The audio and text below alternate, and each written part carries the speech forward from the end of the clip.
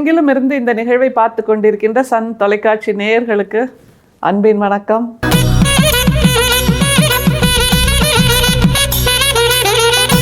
நம்முடைய வள்ளல் பெருமானோட வாழ்க்கையில் ஒரு சுவாரஸ்யமான சம்பவம். முதல் கல்வெட்டு ஆராய்ச்சியாளர் தமிழ்நாட்டில் யார் அப்படின்னா ஒரு குவிஸ்ன்னு வச்சுக்கோங்களேன். உடனே நாம் எல்லாரும் என்ன பண்ணுவோம், கூகுளில் போய் தேடுவோம், இல்லை புத்தகத்தில் புரட்டுவோம், இல்லை யாராக இருக்கும் அப்படின்னு யோசிக்க ஆரம்பிப்போம். யோசிக்கவே வேண்டாம். தமிழ்நாட்டின் முதல் கல்வெட்டு ஆராய்ச்சியாளர் வள்ளல் பெருமான் என்று பல இலக்கியங்கள் பல நூல்கள் சொல்லுகின்றது. எப்படி அப்படிங்கிறீங்களா? திருவலிதாயம் அப்படிங்கிற ஊரில் நம்முடைய சென்னையில் இருக்குது.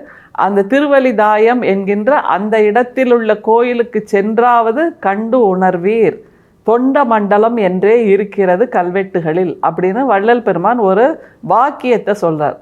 எதுக்கு இந்த வாக்கியம் அப்படின்னா, தொண்ட மண்டலம் என்கின்ற அந்த தொண்டமண்டல சதகம் என்கின்ற அந்த நூலை பதிப்பிச்சார் இல்லையா, அப்போது அறிஞர்கள்கிட்ட ஒரு குழப்பம் வந்திருக்கு. தொண்ட மண்டலமா தொண்டை மண்டலமா அப்படின்ட்டு. தொண்ட மண்டலம் தான் சரி என்று நம்முடைய வள்ளல் பெருமான் வாதிட்டு இருக்கிறார். அதற்குத்தான் அவர் ஆணித்தரமாக ஒரு பதிலை சொல்கிறார். திருவலிதாயம், அந்த சிவன் தலத்தில் இருக்கின்ற கோயிலுக்கு சென்றேனும் கண்டு உணர்வீர் அப்படிங்கிறார். அப்படின்னா அந்த திருவலிதாயம் என்கின்ற அந்த சிவன் கோயிலில் இருக்கின்ற கல்வெட்டுகளில் மிகவும் பரிச்சயம் வாய்ந்தவராக நம்முடைய வள்ளல் பெருமான் இருந்திருக்கிறார். அதை தாண்டி ஆர்கியாலஜின்னு சொல்லுவோம்ல, அந்த தொல்பொருள் ஆராய்ச்சியிலும் நம்முடைய வள்ளல் பெருமான் சிறந்து விளங்கி இருக்கிறாருங்கிறத பல வகைகளில் அவர் தெளிவுபடுத்திட்டே இருக்கார்.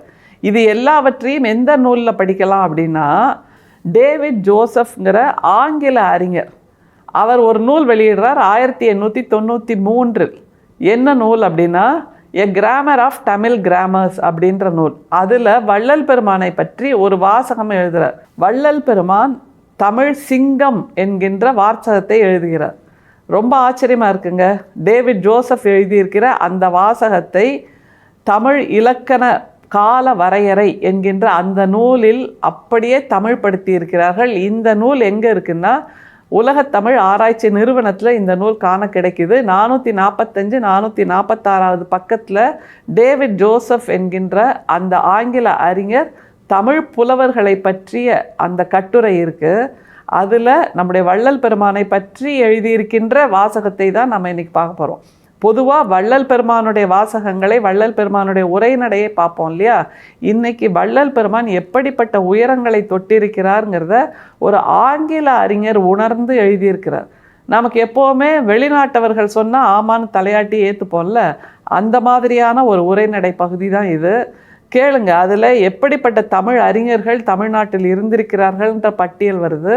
அதை தாண்டி வள்ளல் பெருமான் தன்னுடைய அருட்பெரும் சோதி தனிப்பெரும் கருணை என்கின்ற தத்துவத்தால் இன்னமும் இனி வரப்போகின்ற காலத்துக்கும் தேவையானவராக முக்கியமானவராக இருப்பார் என்பதற்கான சாட்சியாக அந்த பத்தி இருக்கு. அங்கிலேய அரசு தமிழ்நாட்டில் உண்டாகி பிரபல்யமாகும் போது ஆங்கிலேயரால் நன்கு மதிக்கப்பட்டு வந்த தமிழ் பண்டிதர்கள் ராமானுஜ கவிராயர், விசாக பெருமாளையர், தாண்டவராய முதலியார், சபாபதி முதலியார், வீராசாமி செட்டியார், வேலாயுத முதலியார், சரவண பெருமாளையர், ஆங்கிலேயரை அடுத்து உறவாடாதிருந்த தமிழ் சிங்கங்கள் நல்லூர் ஆறுமுக நாவலர், மாயவரம் மீனாட்சி சுந்தரம் பிள்ளை, வடலூர் ராமலிங்க பரதேசியார், திருசிபுரம் முத்துவீர கவிராயர், இவர்கள் கொஞ்ச காலத்துக்கு முன்தான் தேக வியோகமாயினர். இச்சிங்கங்களிடம் கற்று சொல்லிகளாய் இருந்தவர்கள் இப்போது கலாசாலைகளில் தமிழ் முனிஷிகளாய் இருக்கிறார்கள். இந்த கட்டுரையில ரொம்ப முக்கியமாக நம்ம உணர வேண்டியது 1893 எழுதப்பட்டிருக்கு. ஒரு ஆங்கிலேயர் உணர்ந்திருக்கிறார். ஒரு சில புலவர்கள் ஆங்கிலேயர்களை அண்டி பிழைத்திருக்கிறார்கள். ஆனால் அப்படி அண்டி பிழைக்காமல் சிங்கம் போல் இருந்தவர் நம்முடைய ராமலிங்க வள்ளலார். அவரைத்தான் ராமலிங்க பரதேசியார் அப்படின்னு குறிக்கிறார். எவ்வளோ துணிச்சல் பாருங்கள். தமிழ் படித்தால் மட்டும் போதாது, இறை தேடலில் இருந்தால் மட்டும் போதாது, முதுகெலும்போடு நிமிர்ந்து நிற்க வேண்டும், யாரையும் அண்டி பிழைக்க கூடாது என்கின்ற வாழ்க்கை பாடத்தை நம்முடைய வள்ளல் பெருமான் கொடுத்திருக்கிறார். அதுதான் மிக முக்கியம். முதல் பத்தியில என்ன சொல்றார் பாருங்க. ஆங்கிலேய அரசு தமிழ்நாட்டில் உண்டாகி பிரபல்யமாகும் போது ஆங்கிலேயரால் நன்கு மதிக்கப்பட்டு வந்த தமிழ் பண்டிதர்கள் ராமானுஜ கவிராயர், விசாக பெருமாளையர், தாண்டவராய முதலியார், ஆ சபாபதி முதலியார், ஆ வீராசாமி செட்டியார், வேலாயுத முதலியார், சரவண பெருமாள் ஐயர். தமிழ்நாட்டில் ஆங்கிலேயர்கள் அரசாட்சி செய்ய ஆரம்பித்த போது அவர்களை அண்டி பிழைத்தவர்கள், அவர்களுக்கு நெருக்கமாக இருந்தவர்கள்னு இந்த பட்டியல்லாம் கொடுக்கிறார். அதில் ராமலிங்க பரதேசியார்னு வர்றார் பாருங்க அடுத்த பட்டியல். அதற்கான அறிமுகம் எப்படி இருக்கிறது, அதுதான் டேவிட் ஜோசப் என்கின்ற அந்த ஆங்கில அறிஞர் எப்படி உணர்ந்திருக்கிறார் இவர்களை. அதை தவிர அங்கிலேயன்னு சொல்கிறாங்க. ஏன்னா அந்த காலத்தில் இருக்கக்கூடிய தமிழ் இப்படித்தான் இருந்திருக்கிறது. ஆங்கிலேய என்பதை தாண்டி ஆங்கிலேய அரசு பிரபல்யமாகும் போது இதெல்லாம் புதிய தமிழ் வார்த்தைகள், அதையெல்லாம் ரசிக்க தெரிந்திருக்க வேண்டும் என்பதற்காகத்தான் இந்த பத்தி. தமிழ் சிங்கங்கள் என்று சொல்கின்ற அந்த பட்டியலில் யாரெல்லாம் இருக்காங்க, அவங்க ஏன் தமிழ் சிங்கங்கள்னு சொல்கிறார் டேவிட் ஜோசப் பாருங்க. அதை ஆங்கிலேயரை அடுத்து உறவாடாதிருந்த தமிழ் சிங்கங்கள்: நல்லூர் ஆறுமுக நாவலர், மாயவரம் மீனாட்சி சுந்தரம் பிள்ளை, வடலூர் ராமலிங்க பரதேசியார். ராமலிங்க பரதேசியார்னா தூக்கி வாரி போடுதா? அது நம்ம இப்போ பயன்படுத்துகிற பரதேசிங்கிற வார்த்தை அர்த்தம் இல்லை. அப்போது அவர் பல தேசங்களுக்கும் கால்நடையாக சென்று வருபவர், பல தேச மக்களோடும் உறவாடுபவர், இந்த மண்ணின் மீது பற்றற்று இருப்பவர் என்பதைத்தான் பரதேசியார் என்கின்ற வார்த்தை மிக அழகான தமிழ் வார்த்தை. நம்முடைய வள்ளல் பெருமானுக்கு அதை ஒரு ஆங்கிலேயர் கொடுத்திருக்கிறார்ங்கிறத நம்ம கொண்டாட வேண்டும். மற்றவர்களெல்லாம் பற்றோடு இருக்கிறார்கள் என்னும்போது நம்முடைய ராமலிங்கர் பரதேசியாராக இருந்திருக்கிறார். நம்ம தமிழ் பழக்க வழக்கத்தில், அது புழக்கத்தில் பல அழகான வார்த்தைகளை நாம் கொச்சை வார்த்தைகளாக பயன்படுத்த துவங்கிவிட்டோம் என்பதற்கான ஒரு அடையாளம் தான் இந்த பரதேசியார் என்கின்ற வார்த்தை. பரதேசியார் என்று ஆர் விகுதி சொல்லி முடிக்கும்போது அது மிக மிக மரியாதைக்குரிய ஒரு வார்த்தையாக இருக்கிறது. எதனால் அவர் தமிழ் சிங்கம் என்று சொல்லப்பட்டிருக்கிறார்ங்கிறத சொல்லி நிறைவு செய்கிறார் பாருங்க டேவிட் ஜோசப். இவர்கள் கொஞ்ச காலத்துக்கு முன்தான் தேக வியோகமாயினர். இச்சிங்கங்களிடம் கற்றுச் சொல்லிகளாய் இருந்தவர்கள் இப்போது கலாசாலைகளில் தமிழ் முனிஷிகளாய் இருக்கிறார்கள்.